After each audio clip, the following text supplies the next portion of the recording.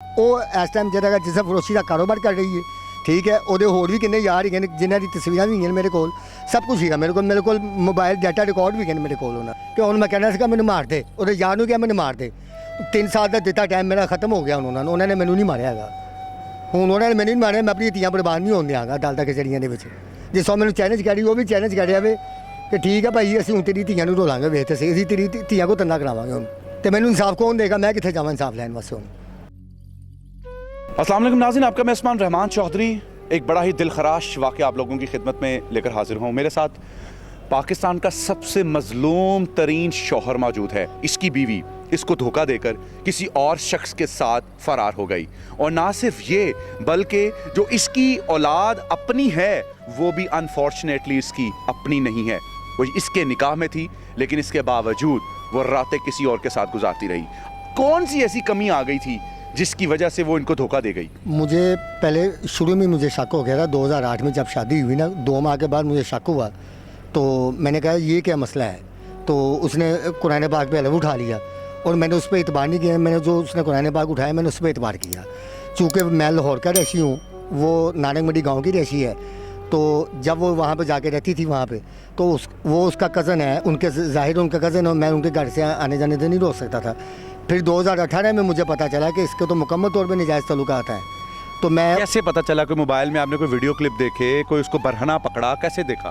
उसके भाई की शादी थी, उसकी शादी के दौरान जो है ना वो हर जगह पे इकट्ठे जा रहे हैं, वो उसकी मूवी बना रहे हैं, कमरे में जा रहे हैं, इकट्ठे जा रहे हैं। मैंने उनको किसिंग करते हुए देखा। मैंने उनको अपनी आंखों से अपनी बीवी को किसी और के साथ किसिस करते देखा, तो क्या बीती, फिर क्या हुआ? कुछ नहीं, मैंने शोर मचाया थोड़ा सा, ठीक है।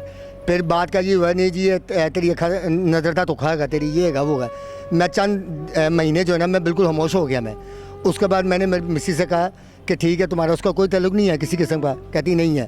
मैंने कहा उसको मोबाइल पे कॉल कर उसको, ठीक है, उससे पूछ के तेरा मेरा कोई ताल्लुक नहीं है, या हम डाटे नहीं बताते रहे इकट्ठी, हम लोग जो है हमारे में बच्चे भी हो गए ज़ाया हो गए हुए हैं, और ये बातें तू उससे कर।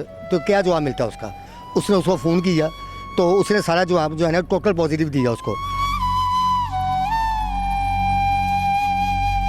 तो आपने ये सारी चीज़ें पी है, किसी को बताया नहीं? रिश्तेदारों को, भाई को, उसकी माँ को?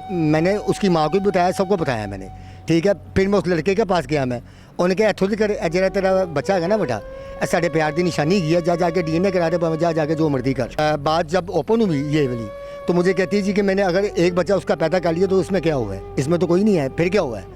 11 साल आप किसी की औलाद को पालते रहे हैं? जी जी जनाब। ये बात उसकी फैमिली को पता है, उसकी माँ को, रिश्तेदारों को? उसकी माँ को भी पता है, उसके भाइयों को भी पता है, उसके पूरे खानदान को पता है। क्या कहते हैं वो? वो कहते हैं कोई गल नहीं, फिर केड़ी गल है, दुनियादारी की चल रहा है, कोई मसला नहीं कैसा। तो साहब है तो ना बचपन का प्यार से फिर ताना विआह क्यों किया उन्हें?